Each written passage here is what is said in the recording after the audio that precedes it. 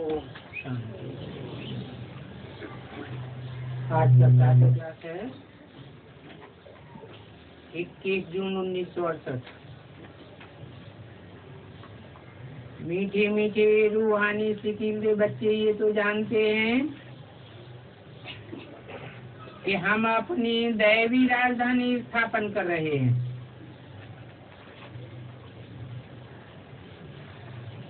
उस दैवी राजधानी में कोई भी असुर नहीं होगा।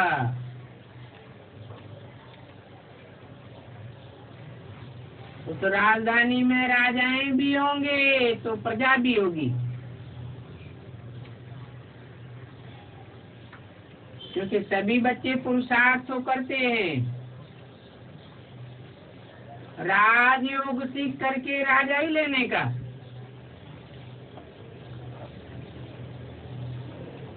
जो जाति पुरुषार्थ करते हैं वो जाति प्राइज पाते हैं।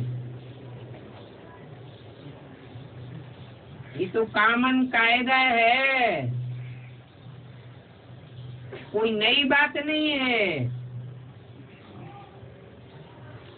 इसको दैवी बगीचा कहो, देवताओं का बगीचा कहो, राजधानी कहो, परंतु अभी तो ये है कलयुगी बगीचा अथवा कांटों का जंगल। जंगल में भी कोई बहुत फल देने वाले झाड़ होते हैं, कोई कम फल देने वाले होते हैं। कोई हापुस आम होते हैं, कोई साधारण आम होते हैं।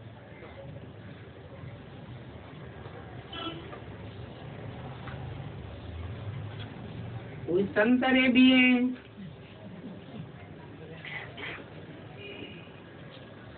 फूलों के, फलों के, ऐसे ही भिन्न भिन्न प्रकार के झाड़ होते हैं। वैसे ही तुम बच्चों में भी नंबरवार पुरुषार्थ अनुसार है। कोई बच्चे तो बहुत अच्छा फल देते हैं, अच्छे अच्छे वारसदार निकालते हैं। कोई हल्के फल देते हैं। भिन्न भिन्न प्रकार के झाड़ होते हैं ना।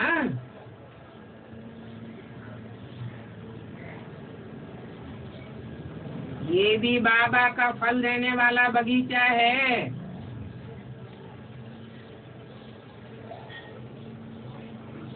इस बगीचे में दैवी झाड़ की स्थापना हो रही है, अथवा यूं कहें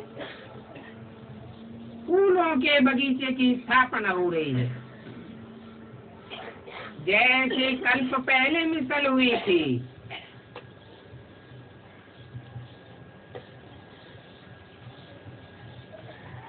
कोई तो आते आते ही मीठी मीठी खुशबूदार बन रहे हैं।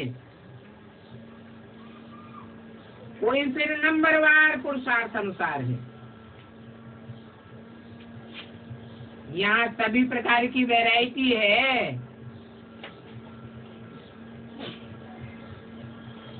बाप के पास भी आते हैं बाप का मुखड़ा देखने के लिए। ये तो जरूर समझते हो, बाबा हमको स्वर्ग का मालिक बनाते हैं और तुमको मालिक बनने में बेहद की खुशी भी होती है।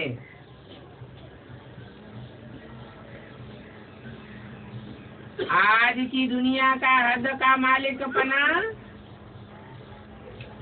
कांटों का ताज है, दुख देने वाला है।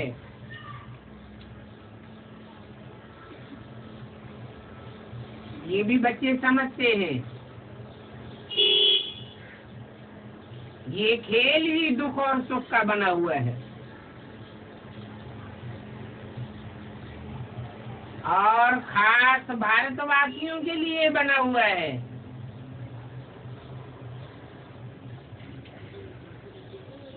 ये खेल आम सारी दुनिया के लिए बना हुआ है।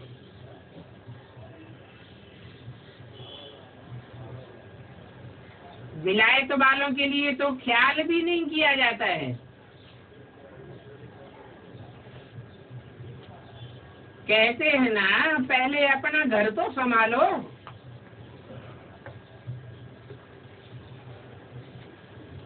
अपने घर के बातियों पर धनी की नजर रहती है, तो बाप भी बैठकर एक एक बच्चे को देखते हैं।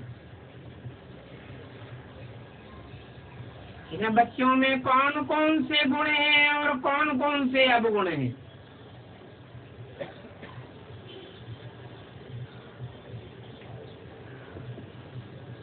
बच्चे खुद भी जान सकते हैं।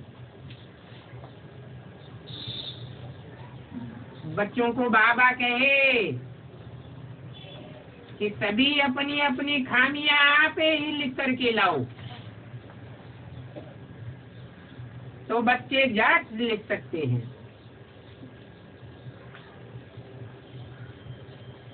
समझते हैं हमारे में क्या क्या खामियां हैं। कोई न कोई खामी हर एक बच्चे में है जरूर, क्योंकि संपूर्ण तो कोई बच्चा नहीं बना है। हाँ, बनने तो जरूर हैं, क्योंकि कल्प कल्प बने हैं। अब क्यों नहीं बनेंगे, इस बात में तो कोई भी संशय नहीं है। परंतु इस समय क्या क्या खामियां हैं, वो बतलाने से बाबा इन खामियों पर भी समझावेंगे। क्योंकि इस समय तो बहुत खामियां हैं।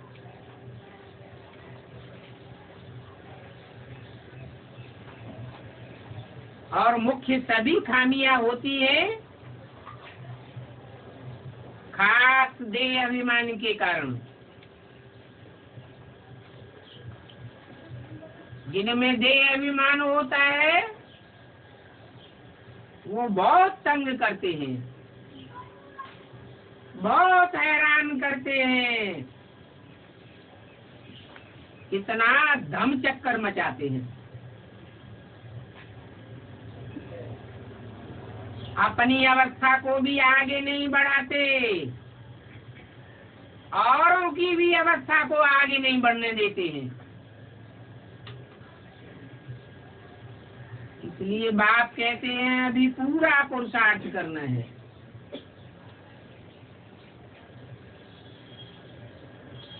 क्योंकि आखिरी तो ये शरीर भी छोड़ करके जाना है। परंतु शरीर छोड़ने से पहले दैवी गुण यही धारण करने हैं।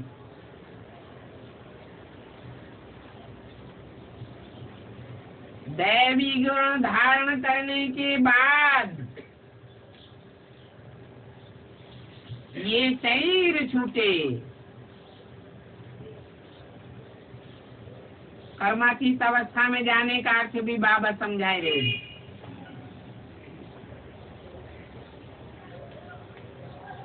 कर्मधारा तो छूटेगी नहीं, क्योंकि जब तक कर्मेंद्रियां हैं कर्म तो करना है। परंतु कर्म के प्रभाव से परे आत्मा रहे।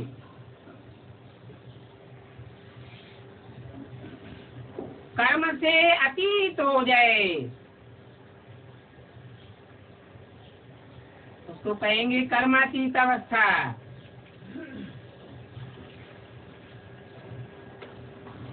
ऐसे अनुभव हो जैसे कुदरती गुण गुणों में बरत रहे हैं।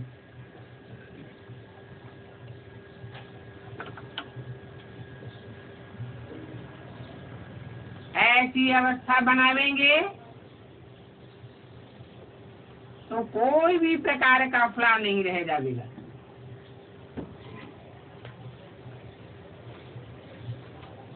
क्योंकि तुम फ्लाल हीरे बनते हो।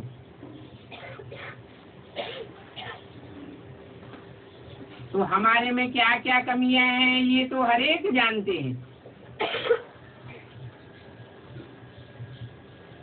क्योंकि तुम तो चैतन्य हीरे हो, कोई जड़ हीरे के नहीं हो।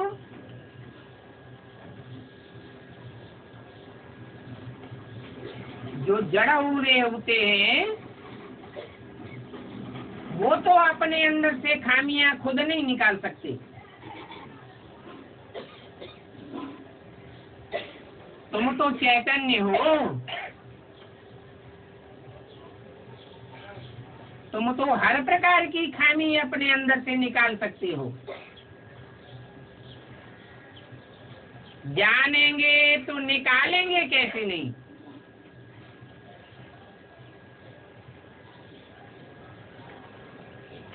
और तुम तो कौड़ी से हीरे जैसे बनते हो। अपन को हर एक अच्छी रीति जान सकते हैं।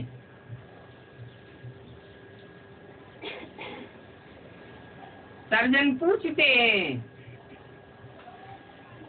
कौन कौन सी खामियां हैं जो तुमको पुरुषार्थ में अटक डालती हैं। वो खामियां तुमको आगे नहीं बढ़ने देती हैं। ये भी जानते हो कि पूरा पूरा खामियों से रहित तो पिछाड़ी में बनना है।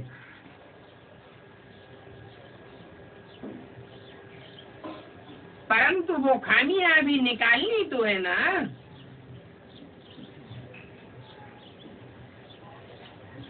तिरसठ जन्म खामियां आती रही।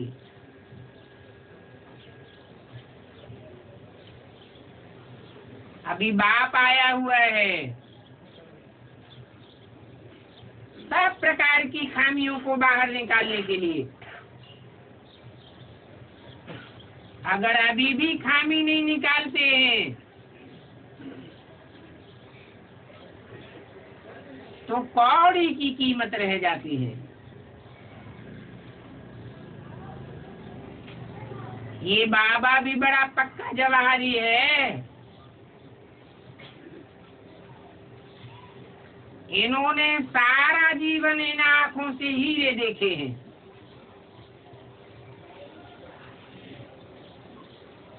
ऐसा जवारी कोई होगा नहीं जिसको इतना हीरों का परखने का शौक हो। तुम भी हीरे बन रहे हो। चैतन्य हीरे हो तो जानते जरूर हो कि हमारे में कोई कोई खामियां हैं जरूर। संपूर्ण तो अभी बने नहीं है।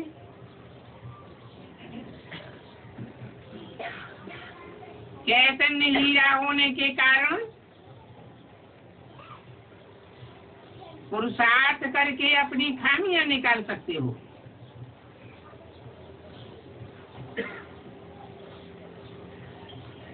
हीरे जैसा फ्लॉलेस तो बनना है जरूर। तो भी तब बनेंगे जब पूरा पुरुषार्थ करेंगे। बाप कहते हैं तुम्हारी अवस्था ऐसी पक्की होनी चाहिए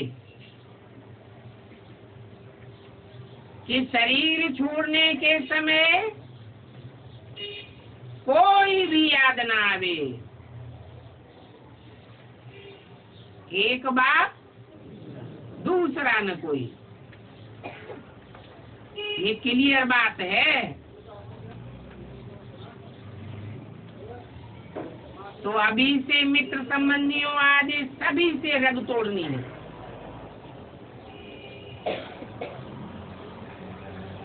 संबंध रखना ही है एक बाप के साथ।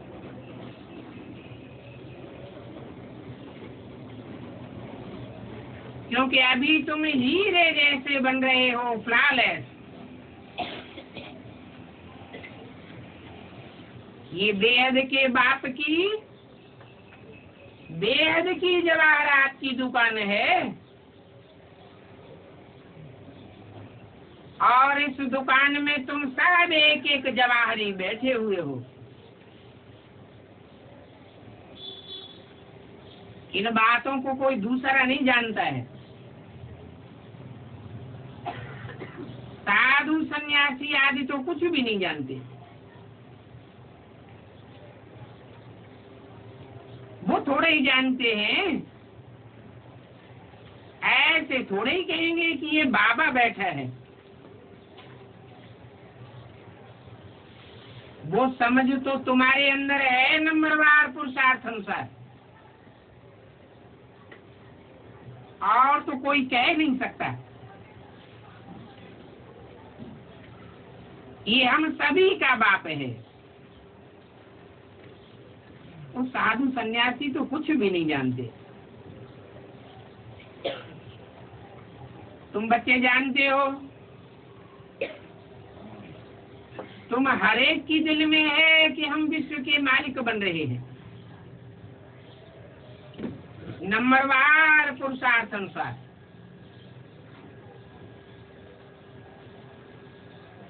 जिन्हों को कल पहले उच्च पद मिला है, उन्होंने जरूर पुरुषार्थ किया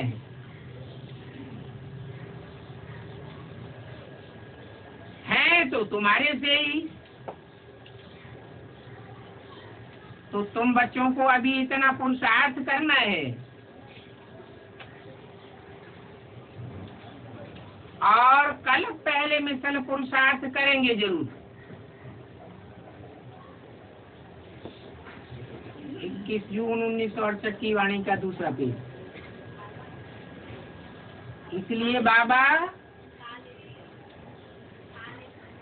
कोई कमी न हो। हीरे घिसे जाते हैं, आड़े बेड़े तिरछे होते हैं तो कम चमक मारते हैं। अच्छी तरह घिसे जाने के बाद पूरी चमक मारते हैं, कोई कमी नहीं रह जाती। उनको कहते हैं फ्लॉलेस।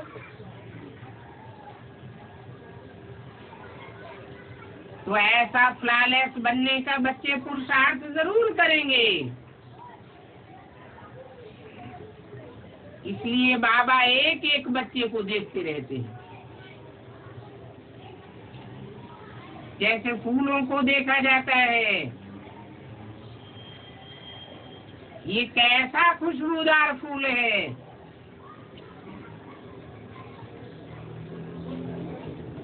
इस फूल में क्या क्या खिटखिट है। क्योंकि तुम तो चैतन्य फूल हो। चैतन्य फूल व चैतन्य हीरे जान सकते हैं हमारे में क्या क्या खामियां हैं। खामियां हैं तो बाप से बुद्धि योग तोड़ करके कहाँ न कहाँ भटकते रहते हैं।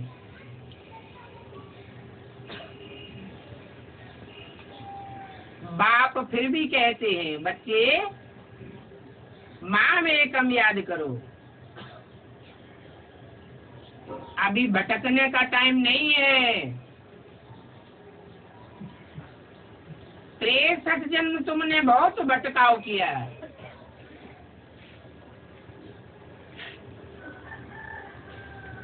अभी तो ऐसा पुरुषार्थ करना है कि अंत समय में एक बाप के सिवा कोई दूसरा याद ना आवे। व्यस्त व्यवहार में रहते हुए भी एक बाप को याद करना है। इन बच्चों की तो भट्ठी बननी थी, तो जो तैयार होकर के निकले सर्विस के लिए, जिनको निकलना था वो निकले।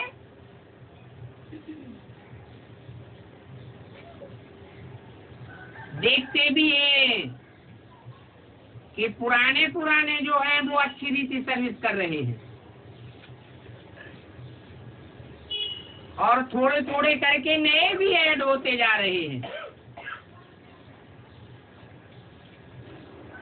परंतु भट्टी तो पुरानों की बनी थी, बल पुराने भी हैं, तो भी उनमें खामियां तो है ना। हर एक अपने दिल में समझते हैं कि बाबा जो अवस्था बनाने के लिए हमको कहते हैं, वो अवस्था अभी तक भी हमारी बनी नहीं है। एम ऑब्जेक्ट तो बात समझाती है, कहते हैं कि सबसे जाती खाद तो है देह अभिमानी की।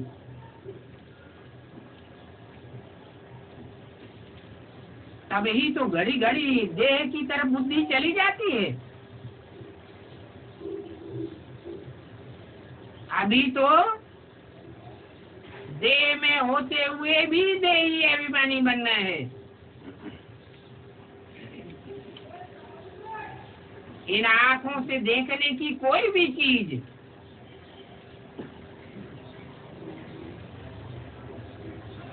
बुद्धि के तीसरे नेत्र के सामने नहीं आनी चाहिए। ऐसी पक्की अपनी अवस्था जमानी है।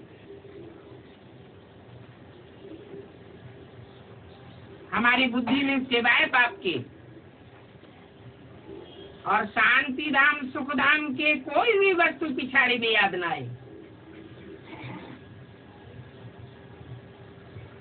तुम जानते हो कि अंत में कुछ भी हमें साथ नहीं ले जाना है। जैसे पवित्र होकर के आए थे, वैसे ही पवित्र होकर के वापस जाना है।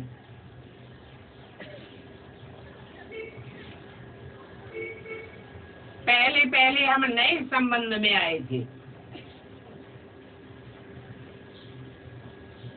अभी हमारे संबंध पुराने हो चुके हैं। जर्जरीभूत तमोप्रधान संबंध बन गए हैं। कितना दुख देते हैं।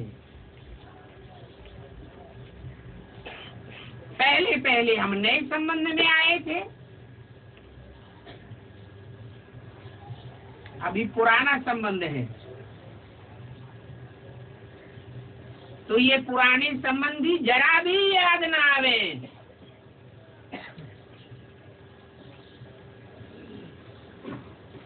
पुरानी चीज दुखदाई होती है ना। दुनिया की हर चीज पहले सुखदाई और अंत में दुखदाई हो जाती है।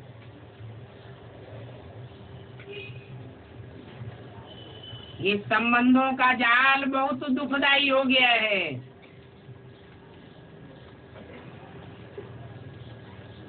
गैन भी है अंतकाल जो स्त्री सुमिरे। ये अंतकाल की बात अभी की है। अभी नए नए संबंध जोड़ने का टाइम नहीं है।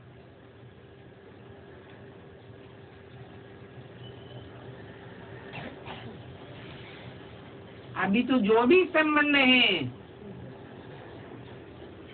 वो सब पुराने हैं।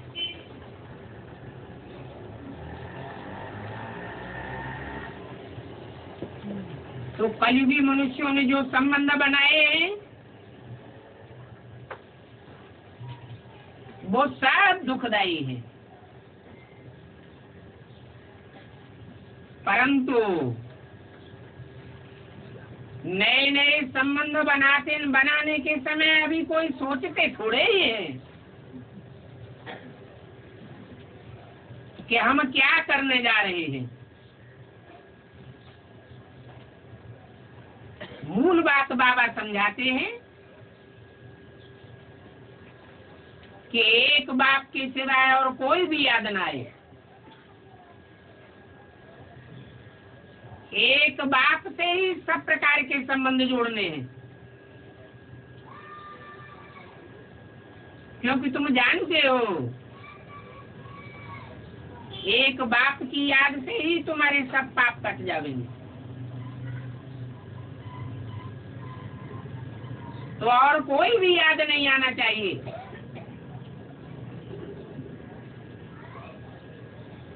पाप कटेंगे तो तुम पवित्र हीरे मिसल बन जाएंगे। इस दुनिया में भी जहाँ जहाँ जावेंगे ज्ञान की चमक ही चमक मारते रहेंगे।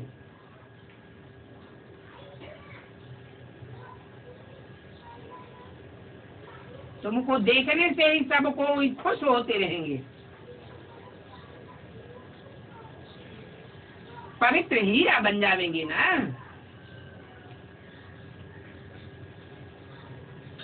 तुम जानते हो कोई कोई पत्थर बहुत कीमती होते हैं। मान की भी कीमत तो होती है ना।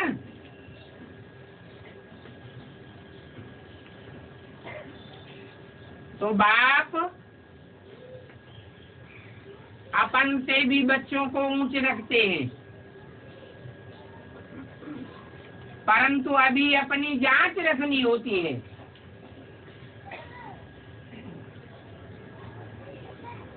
बाप कहते रहते हैं अभी अंतर्मुख होकर के अपने को देखते रहो कि हमारे में क्या क्या खामी है। मूल बात हमारे में कहाँ तक देह अभिमान भरा हुआ है।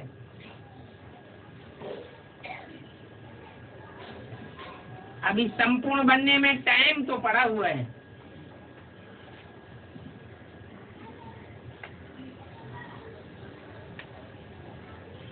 कोई भी अभी संपूर्ण नहीं बना है।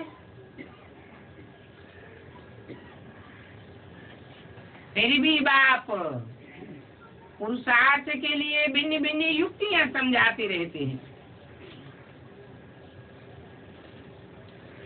कि जितना हो सके उतना बाप की याद में बने रहे।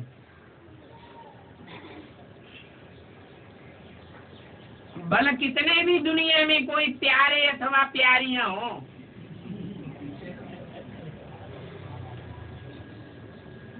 बहुत सुंदर सुंदर बच्चे होते हैं ना, बहुत लवली लगते हैं।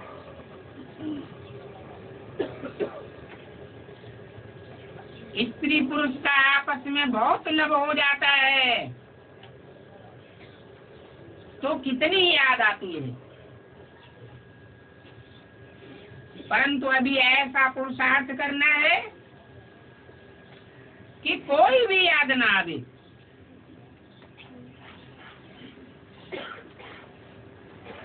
यहाँ इस पुरानी दुनिया की कोई भी चीज याद नहीं आनी चाहिए। कोई कोई का बच्चों में भी बहुत मोह होता है।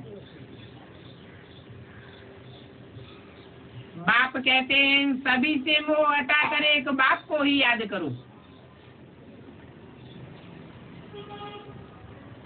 एक लवली बाप से ही प्यार रखना है।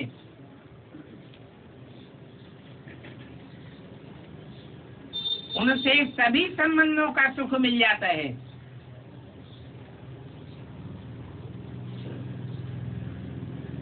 ऐसी याद से तुम भी लवली बन जाते हो।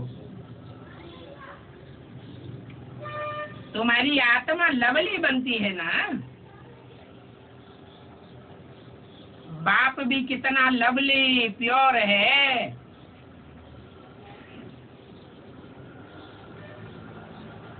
आत्मा आत्मा को पवित्र बनाने के लिए, लवली बनाने के लिए कहते हैं।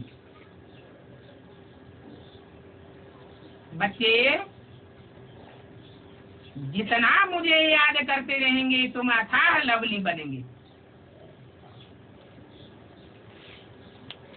तुम इतने लवली बनते हो जो तुम देवी देवताओं की भक्ति मार्ग में अभी तक पूजा होती चली आ रही है। बहुत बहुत लवली बने हो ना।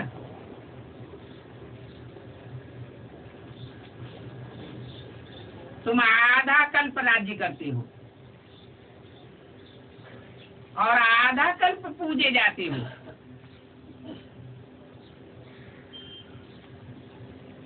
तुम अज्ञान काल में खुद ही पुजारी बन करके अपने चित्रों की पूजा करते हो।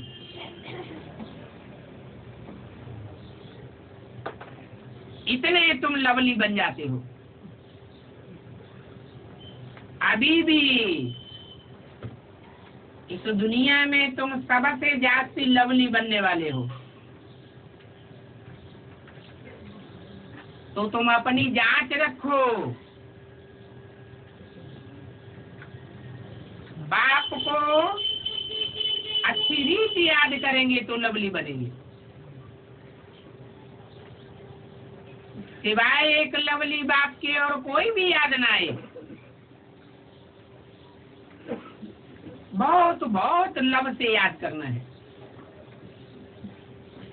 बाप की याद में बैठे बैठे प्रेम के आंसू आ जाएं। बाप जानते हैं कि तुमको माया के तूफान तो बहुत आते हैं, परंतु अपने ऊपर जांच रखनी है कि हमारा लव बाप के सिवाय और कोई की तरफ तो नहीं जाता है। भले कितनी भी अच्छी प्यारी चीज हो तो भी एक बाप के जितना तो प्यारा दुनिया में कोई भी नहीं है।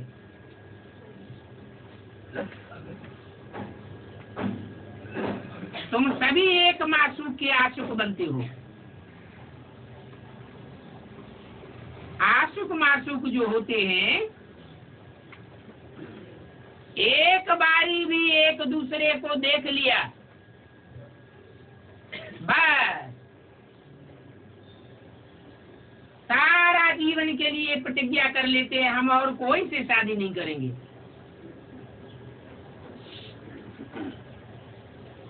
रहते भी अलग अलग हैं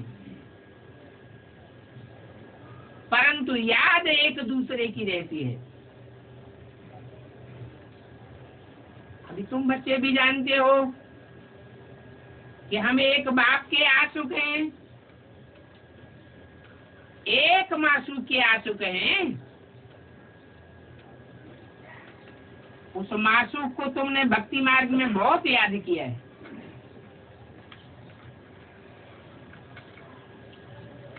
यहाँ तो अभी बहुत बहुत याद करना है,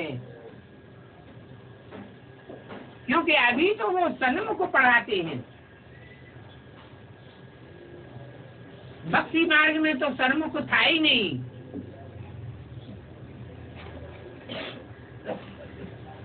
तो बाप कहते हैं माँ में कम याद करो तो तुम्हारा बेड़ा पार हो जाएगा। इसमें कोई भी प्रकार के संशय लाने की बात नहीं है।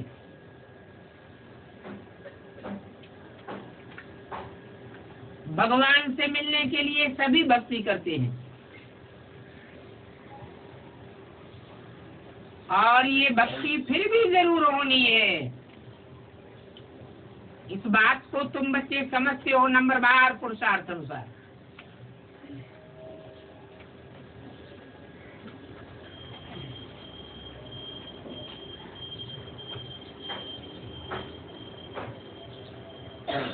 सर्विस भी जितना समझते हैं उतनी नंबरवार करते हैं।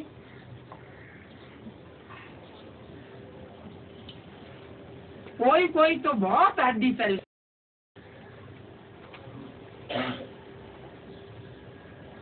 सर्विस करने के लिए जैसे उनकी आत्मा तड़पती रहती है, बहुत मेहनत करते हैं। 21 जून 68 वाणी का तीसरा पेज, ये भी तुम जानते हो। इस दुनिया के जो बड़े बड़े आदमी हैं वो तो इतना नहीं उठेंगे।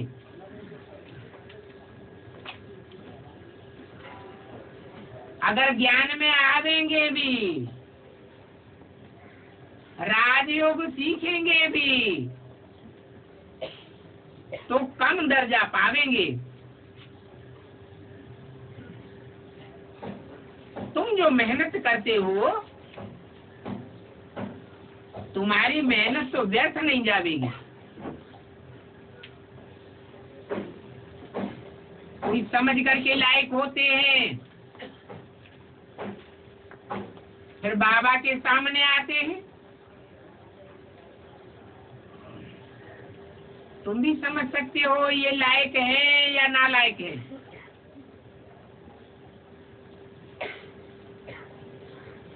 समझो तुमको कोई कहते हैं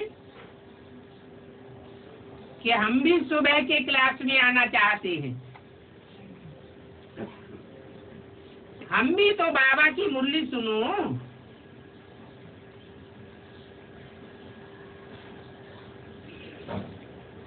तो तुम कोई भी समझने वाले को ना नहीं कह सकते हो। उनको बिठाना ही पड़े। 8-10 दिन समझाई दिया, फिर आकर के बैठे तो कोई हर्जा नहीं है। तुम हर एक से फार्म तो भरवाते ही हो, उससे सारा मालूम पड़ जाता है।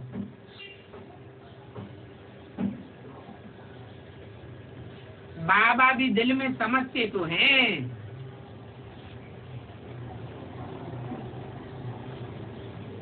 दृष्टि तो उन बच्चों को भी तुमसे मिलती है। तुम बच्चे भी श्रृंगार करने वाले हो। जो भी यहाँ आए हैं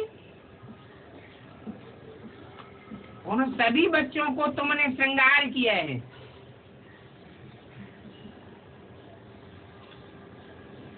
बाबा ने तुमको श्रृंगार कराया, तुम फिर औरों को श्रृंगार करा के ले आते हो। तो बाबा आफरीन देते हैं। जैसा जैसा जो श्रृंगार किया है ऐसा औरों को भी श्रृंगार कराते हैं। कोई तो ऐसे हैं कि अपने से भी अच्छा औरों को श्रृंगार कर देते हैं। सभी की अपनी अपनी प्रकार की तकदीर है। कोई समझने वाले ऐसे निकलते हैं कि समझाने वाले से भी तीखे चले जाते हैं। अंदर से भी समझते हैं कि इनकी समझानी से तो हम अच्छी समझानी दे सकते हैं। उनके दिल में भी आता है हम बहुत अच्छा रसीला समझा सकते हैं। फिर उनको समझाने का नशा भी चढ़ता है।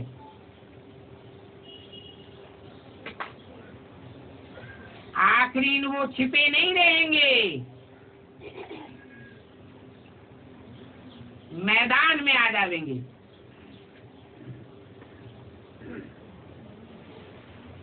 ऐसे बच्चे बाप और दादा दोनों के दिल पर चढ़ जाते हैं। तो बहुत नए नए हैं जो पुरानों से भी तीखे चले जाते हैं। बड़े बड़े कांटों से अच्छे फूल बन पड़ते हैं। इसलिए बाबा एक एक को बैठ करके देखते हैं।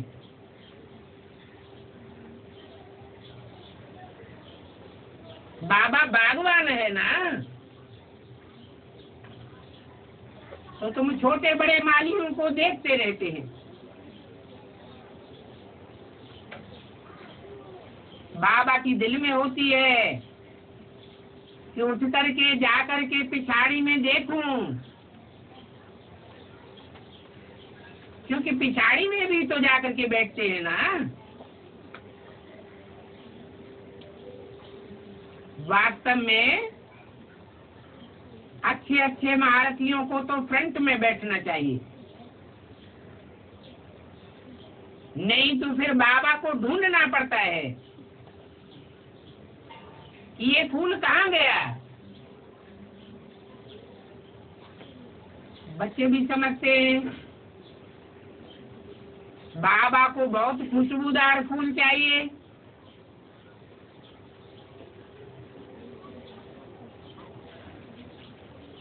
इसमें तो किसी को धक्का मारने आदि की बात ही नहीं है। दिल में धक्का नहीं खाना चाहिए। अगर धक्का आवेगा तो रूठ पड़ेगा, अगर रूठते हैं तो अपनी तकदीर से ही रूठते हैं।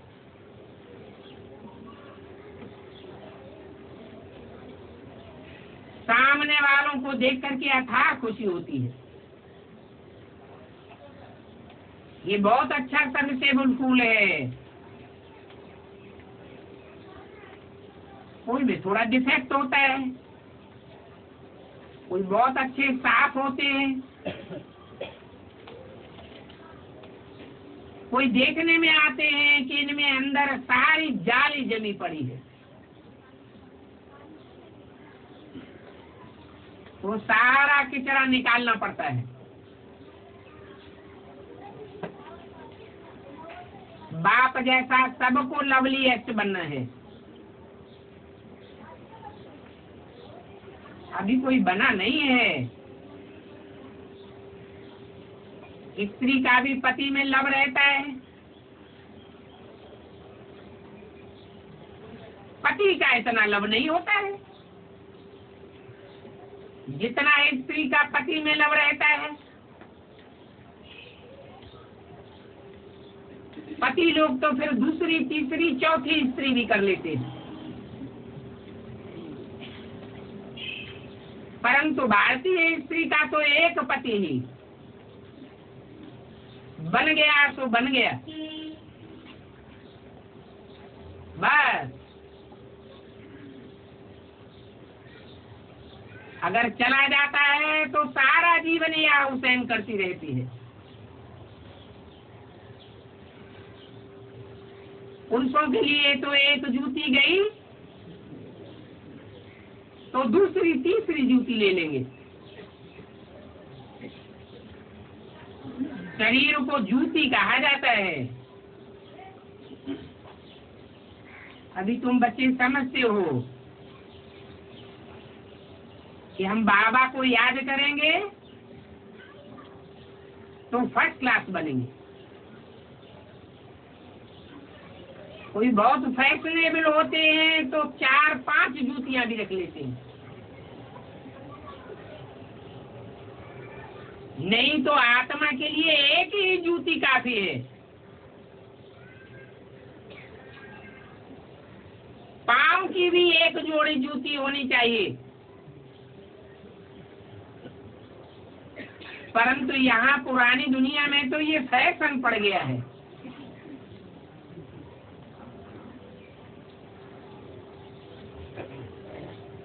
अभी तुम समझते हो बाप से हम क्या क्या बरसा पाते हैं।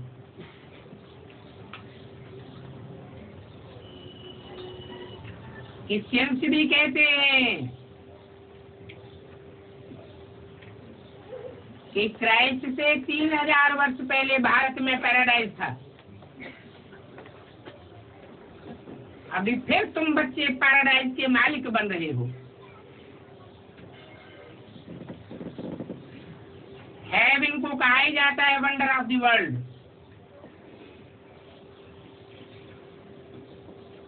जरूर हेवनली गॉड फादर ये हेवन स्थापन करेंगे।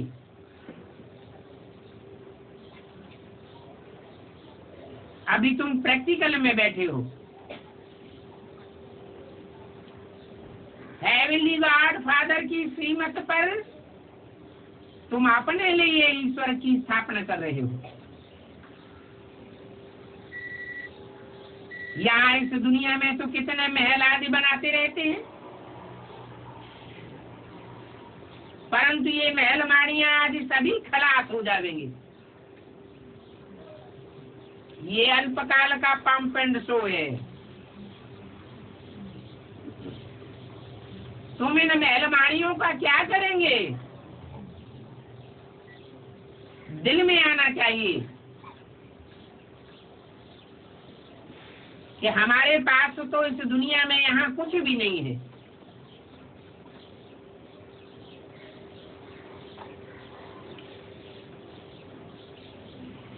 भले ये बाहर में घर गृहस्थ में रहते हैं, कोई विलायत में रहते हैं, फिर भी समझना चाहिए कि हमारे पास कुछ भी नहीं है। सब कुछ बाबा का है, हमारे पास तो कुछ भी नहीं है। तो अपने घर में रहते भी ऐसे समझना चाहिए। परंतु जो साहूकार होंगे इस दुनिया के, उन्हों की बुद्धि में तो ये बातें आ ही नहीं सकती। इसलिए बाबा कहते हैं ट्रस्टी होकर के रहो। कोई बच्चे पूछते हैं बाबा हम मकान बनाऊं, पूछते हैं तो बाबा कहेंगे बल बनाओ।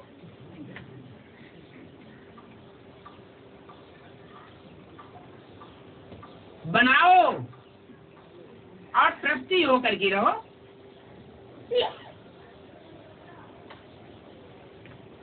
बाप तो जीता जागता बैठा है ना।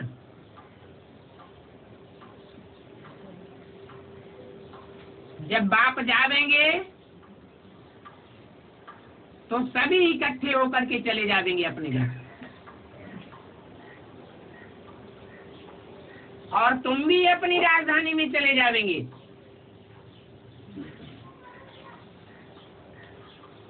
तुम अपनी राजधानी में जावेंगे और मैं तो अपने घर में बैठ जाऊंगा।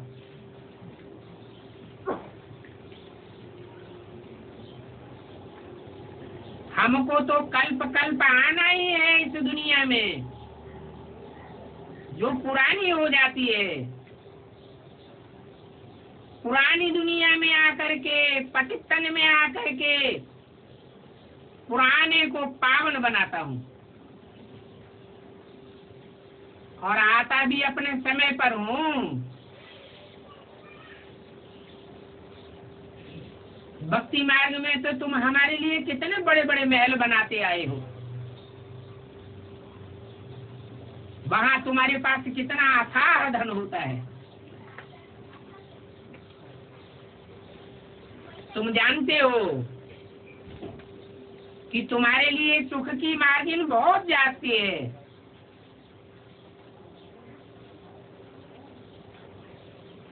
और धर्म वालों के मुकाबले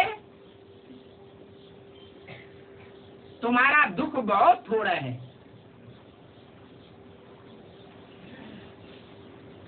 21 जून 68 की वाणी का 4था पेज।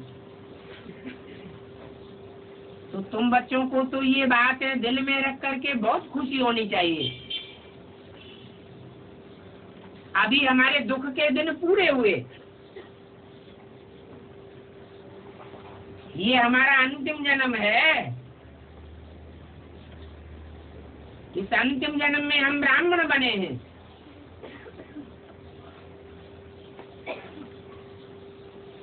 पक्के ब्राह्मण बनेंगे तो पक्के देवता बन जाएंगे। ये ब्राह्मणों का कुल है। यहाँ हमारी राजाई नहीं है। ब्राह्मण कोई के ऊपर राजाई नहीं करते हैं, कोई को कंट्रोल नहीं कर सकते। जब तक तुम ब्राह्मण नहीं बने हैं तब तक देवता भी नहीं बन सकते। ब्राह्मण तो सेवादारी होते हैं। कितना भी कोई माथा मारे, अगर सच्चा सेवादारी नहीं बना है तो देवता भी नहीं बन सकता।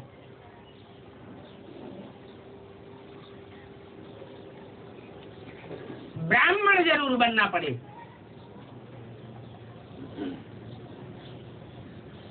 कोई कोई ऐसे भी है जो अपनी हिम्मत पर दुकान निकाल करके बैठ जाते हैं।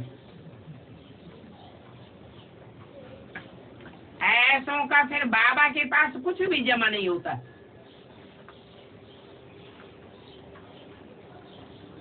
और अलग निकाली हुई दुकान तो कोई की चल भी नहीं सकेगी। ये तो शिव बाबा की अविनाशी बैंक है। वो गवर्नमेंट की सारी बैंकें तो पाई पैसे की है। ये तो बड़ी भारी अविनाशी बैंक है।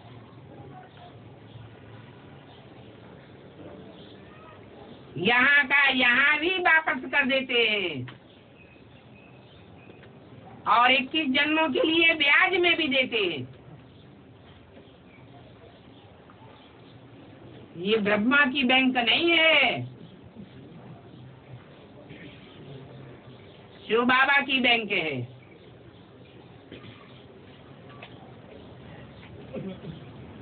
क्या अंतर है? ब्रह्मा की बैंक होती तो ब्राह्मणों की भी होती। न ब्रह्मा की बैंक है और न कोई ब्राह्मण की बैंक हो सकती है। तो शिव बाबा की है। पैसा डालो तो कारुण्य का खजाना मिल जाता है, परंतु कोई को इतना नशा चढ़ता नहीं है। नशा नहीं चढ़ता है तो बाप को याद भी नहीं कर सकते। नहीं तो कितनी खुशी रहनी चाहिए। ओहो बाबा, हम आधा कल्प स्वर्ग में रहेंगे। हमारे लिए हीरे जवाहरातों के महल होंगे।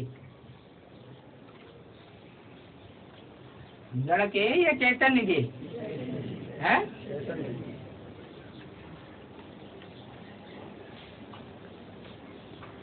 भक्ति मार्ग में तो जड़ से चित्र दिखाते हैं।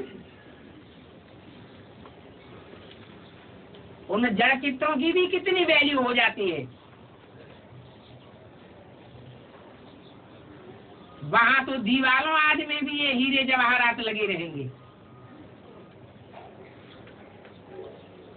तुम सोचेंगे कि इतने हीरे जवाहरात आदि कहां से आवेंगे। अरे तुम देवी देवता बनेंगे तो कुदरत तुम्हारे लिए सब कुछ मुहैया करावेगी।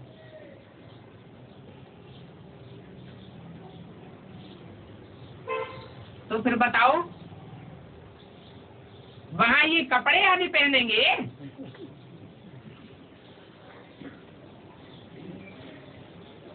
खानियां जो इस समय खाली हो गई हैं वो सब भरतू हो जाएंगी, क्योंकि वहां तो ढेर के ढेर हीरे जवाहरात आदि होते हैं। जैसे यहाँ इस दुनिया में ईंटे पत्थर होते हैं, वहां तो हीरे जवाहरात रियल में होंगे। तो विचार करो कि हम ये तमोप्रधान शरीर छोड़ करके जाकर प्रिंस बनेंगे, विश्व के मालिक बनेंगे। कितनी खुशी होनी चाहिए। बेहद के बाप ने हमको ऐसा बेहद का वर्षा दिया है। जितना हम बाबा को बहुत याद करेंगे उतना हम वहां भी पहले पहले आवेंगे, और बाप के घर में भी पहले पहले जावेंगे।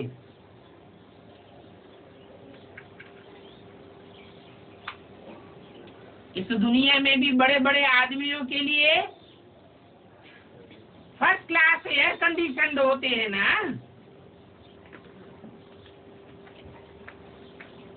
पैसे जाती है तो एयर कंडीशन में भी बैठते हैं ना। उनके तो विनाशी पैसे हैं, और तुम्हारी तो अविनाशी बैंक है, अविनाशी ज्ञान रत्नों के अविनाशी धन है। यहाँ तो देखो मम्मा ने एक पाई भी जमा नहीं की थी। मम्मा के पास सिर्फ ज्ञान और योग की पावर थी। तो देखो कितना ऊंच पद पाती है। गरीबों को तो और ही फ्री है। तो बाप समझाते हैं अपन को अच्छी रीति देखना है।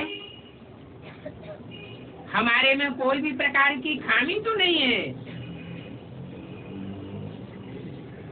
घड़ी घड़ी अपन को चेक करना है, हमारी कहीं बुद्धि तो नहीं जाती है। अगर बाप को याद करते रहेंगे तो सारी खामियां निकलती जाएंगी। देहदारियों को याद करते रहेंगे तो खामियां बढ़ेंगी या घटेंगी? बढ़ती जाएंगी।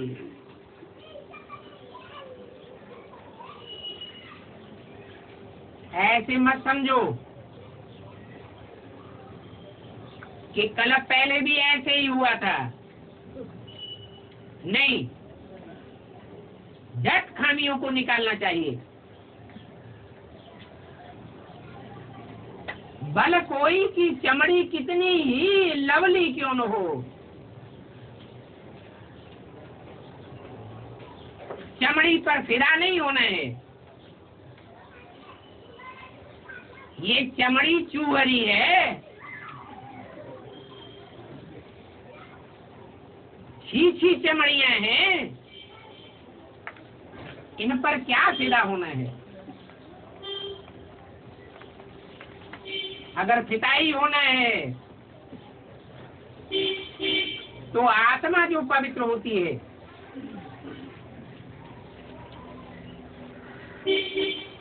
अंदरूनी प्यार होना चाहिए, शरीर पर फिदा नहीं होना चाहिए। अभी तुम सब हरिजन हो।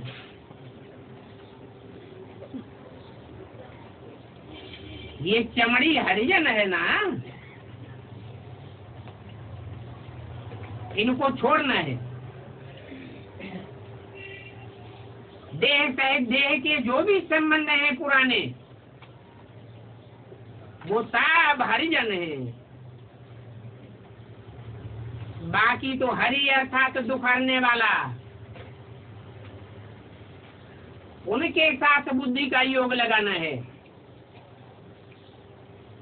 अगर कोई की देह के साथ बुद्धि योग बार बार जाता है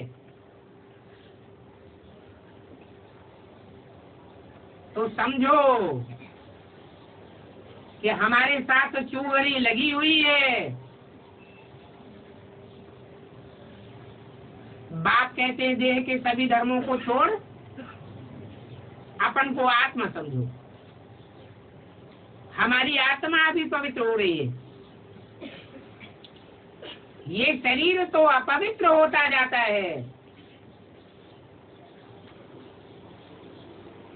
इसलिए जितना जितना बाप की याद में रहेंगे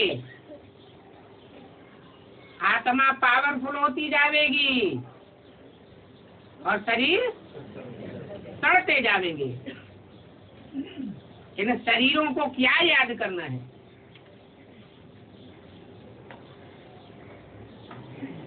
ये पुराने शरीर हैं और मूत्र से बने हुए हैं। अभी बाप कहते हैं देही अभिमानी भव, आत्मा अभिमानी भव। ये देह के सभी संबंध छोड़ दो तो तुम्हारी नंबरवार कर्मातीत अवस्था हो जाएगी। फिर ये भ्रष्टाचारी शरीर खलास हो जाएंगे। फिर तुमको फर्स्ट क्लास भ्रष्टाचारी शरीर मिलेंगे। अगर भ्रष्टाचारी शरीरों से दिल लगाते रहेंगे तो पक्का समझो कि श्रेष्ठाचारी शरीर मिल नहीं सकेंगे। बाप कहते हैं मुझे याद करो और कोई की भी याद न रहे। ये पुराना शरीर चूहरी है,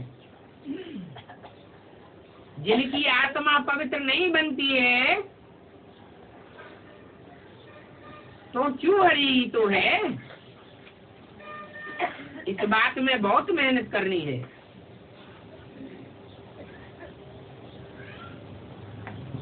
इतने में खुश नहीं होना चाहिए कि हमने कोई को बहुत अच्छा समझाया, बहुत प्रभावित हुआ।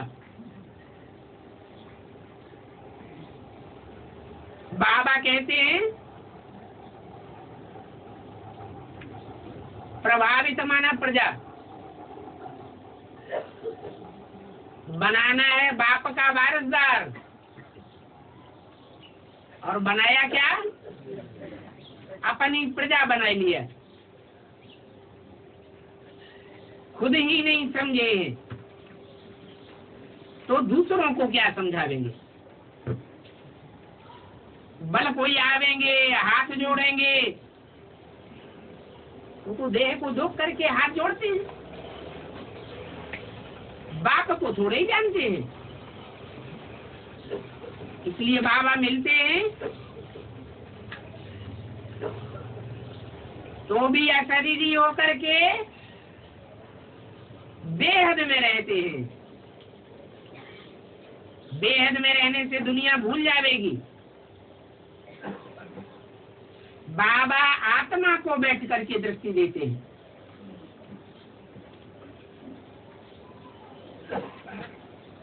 ऐसी दृष्टि देंगे जो एकदम चुप हो जाएंगे। मुख से बात भी नहीं निकलेगी। अच्छा, मीठे मीठे रुहानी सिकिल बच्चों को रुहानी बाप दादा का याद प्यार, गुड मॉर्निंग, नमस्ते।